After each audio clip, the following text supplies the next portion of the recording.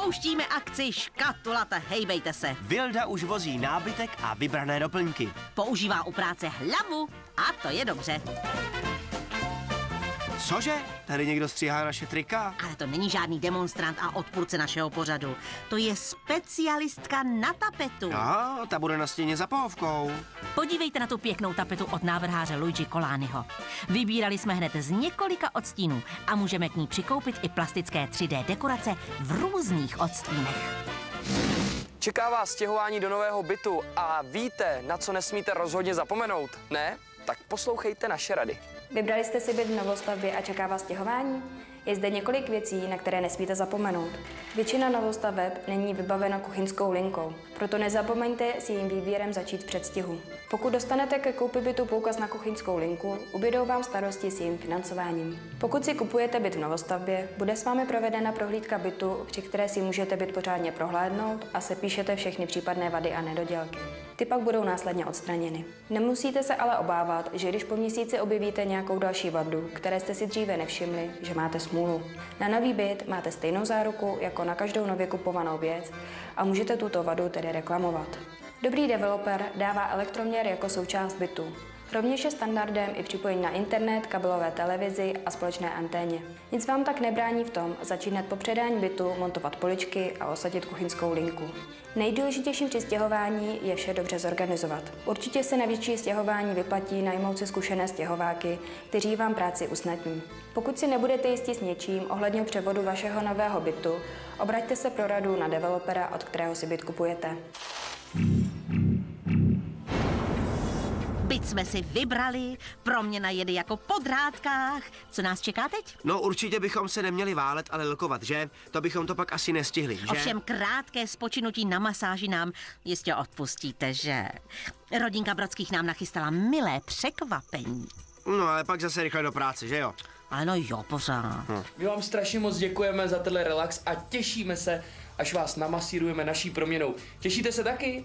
No, určitě se těšíme a už se nemůžeme dočkat, jak se vyspíme a dost na zítra, až se k vám na to přijdem podívat. No, a teďka mě ještě chvilku tady nechte. Děkuji. Nazdar! Nazdar. Kluci, tady kmitáte, člověče, tady to ještě v rozkladu pomalu. Tak nám pojď pomoct, akorát teď montujeme sedačku, trošku se s tím pereme, ale za chvilku to bude hotový. Já, bude to pěkná sedačka. Černá sedačka. Černá, můžu to vyzkoušet.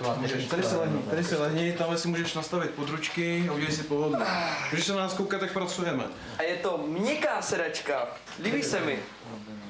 Přátelé, všimli jste si, oni pracujou, oni mě skoro nevnímají. Jim totiž funguje jenom jedna hemisféra, to jsme my chlapi prostě.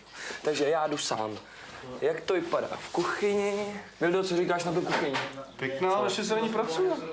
No hezká, ne? Takové, to se jim povedla. Jestli mě to říkat nahlas, aby to neslyšeli, aby nespichli, že jo? Kluci, kmitejte. A když se pojďte podívat, vidíte tamhle tu krásnou černou bednu? Tak už za chvíli se dozvíte, co to je. Máme tady krásnou, černou, dá se říct až kosmickou krabičku. Co to je? Tak toto je nové filtrační zařízení a přestože tato mašinka má několikanásobnou filtraci, tak dokáže z vody odstranit rez, chlor, různé příměsi a přísady, které ve vodě jsou, i nějaké cizorodé látky. A to můžu jednoduše demonstrovat, dejme tomu na takovýchto filtrech, který třeba demontujeme klientovi a ukazujeme po roce, jak to vypadá, když to zařízení je rok v provozu. Tohle je nový a tohle je starý, že jo? Tak to vypadá nový, přesně tak. A tak to vypadá, dejme tomu, po roce vyndané. Dnes tady máme nestandardní baterii, která má 2 kohoutky. To je nějak propojený mezi sebou. Přesně tak, aby ten odběr té vody neměl složitý v případě, že jsme volili umístění zde pod kuchyňskou linkou, tak jsme volili zároveň i duální baterii. To znamená, že odběr vody bude standardně, jak je klient zvyklý, a má na to přesně tento druhý ovládač, který je teď v tuto chvíli pouze na pitnou vodu. Fantasticky, takže přátelé, pokud nechcete pít tohle, musíte mít filtr, to je jasný. A teď už doopravdy.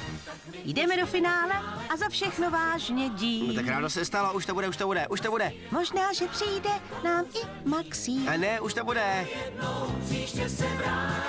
Myslíš, že se to bude rodině líbit? Paní je tak trošku na barvičky, ale uvidíme. Já myslím, že tady ta sladěnost celková a vůbec tady ten design. My jsme to nechtěli mít přeplácený barvama. Chtěli jsme spíš, aby to bylo takový, aby se to neokoukalo, aby to spíš bylo v takovém tom přírodním duchu. Takže pojďme ukázat paní, že v jednoduchosti je síla, že jo? Tak. Přesně tak. A vy se teď s námi podívejte na půdorys. Dozděli jsme kus stěny mezi kuchyní a jídelnou, aby mohl vzniknout varný poloostrůvek. Kuchyň je teď do tvaru písmene U. Lednice je v lince, tam, kde stála dřív, je police. V původní nice je potravinová skříň. Pracovní stůl z jídelny je pryč. Nebyl hezký a nepatří do jídelny. Sedačka je posazená až k oknu. Místo roztroušených skříněk je jedna kompaktní televizní stěna.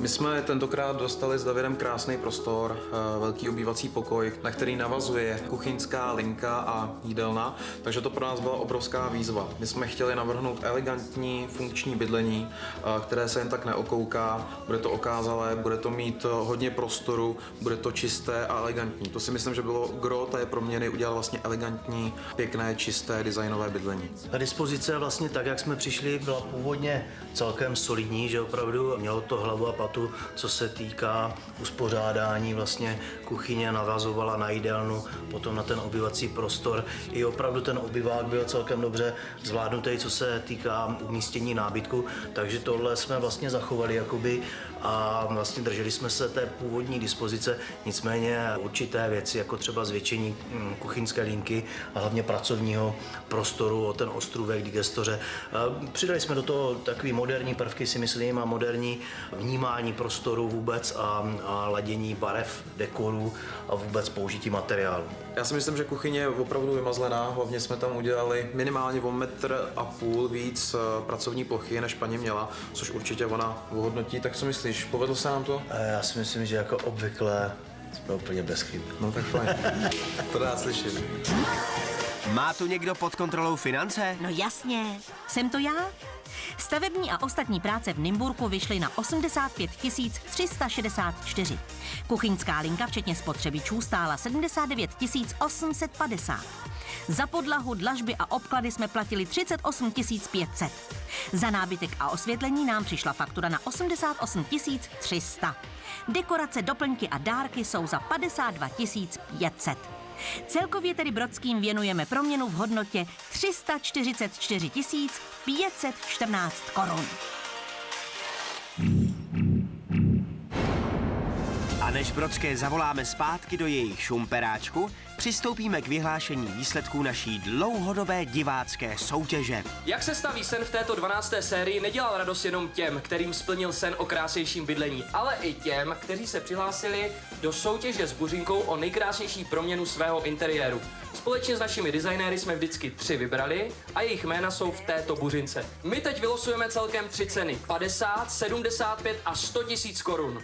Cenu v hodnotě 50 000 korun předá zástupce produkční společnosti Real TV pan Petr Lesák.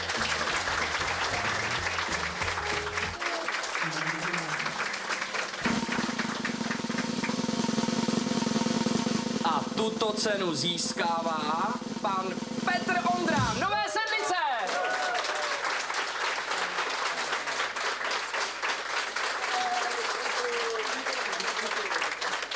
Cenu v hodnotě 75 000 korun předá programový ředitel FTV Prima pan Petr Vladyka.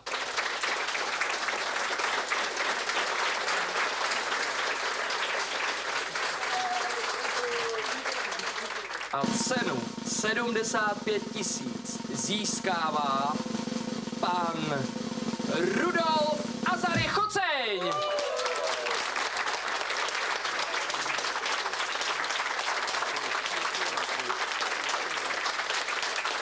Cenu v hodnotě 100 000 korun předá náměstek generálního ředitele stavební spořitelny České spořitelny, pan inženýr Jan Diviš.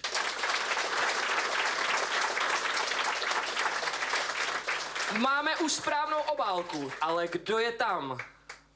100 000 korun. A 100 000 korun získává paní Ludmila Kociánová Lozice.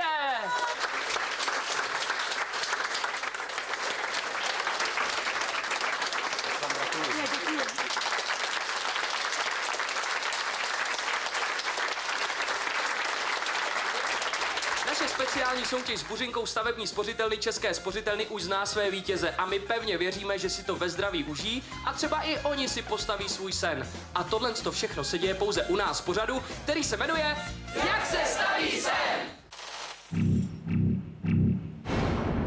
Dobrý den.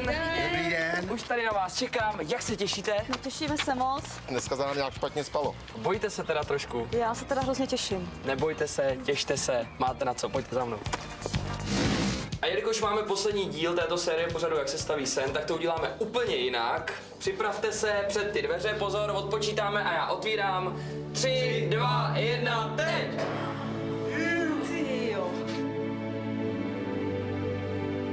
Tady nejsem u nás doma.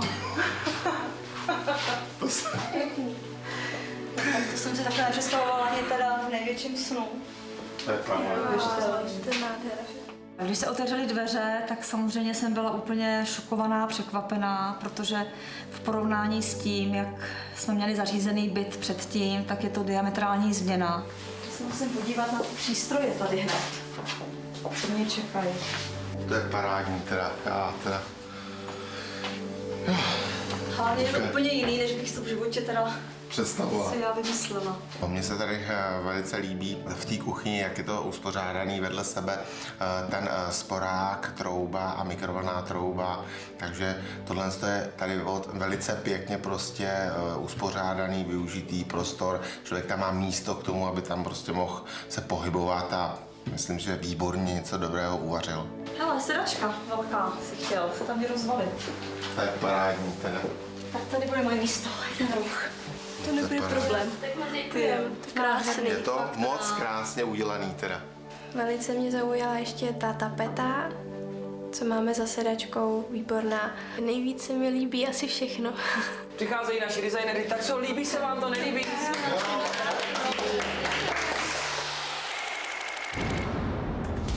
Bročtí od nás dostali obývák, jídelnu a kuchyň. A kdyby zatoužili po nové vstupní hale, tady mají inspiraci v podobě vizualizace od našich designérů. Kdyby se pro proměnu přecíně podle návrhu našich designérů rodina nadchla a rozhodla se investici hradit půjčkou na lepší bydlení, máme tady naši kalkulačku snů. Ta říká, že při současné situaci na trhu bankovních půjček může při půjčce 80 000 korun, době splatnosti zhruba 17 let, splátka činit okolo 680 korun měsíčně, v závislosti na tom, jakou si zvolí banku.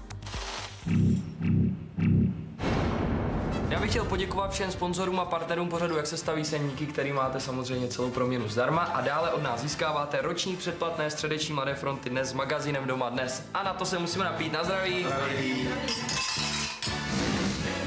Bročtí jsou šťastní, my jsme šťastní a tak to má být. Letos naposledy.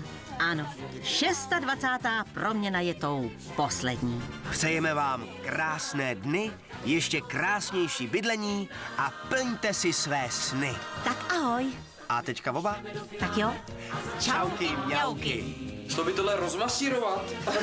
To nedá schovat na to lehátko.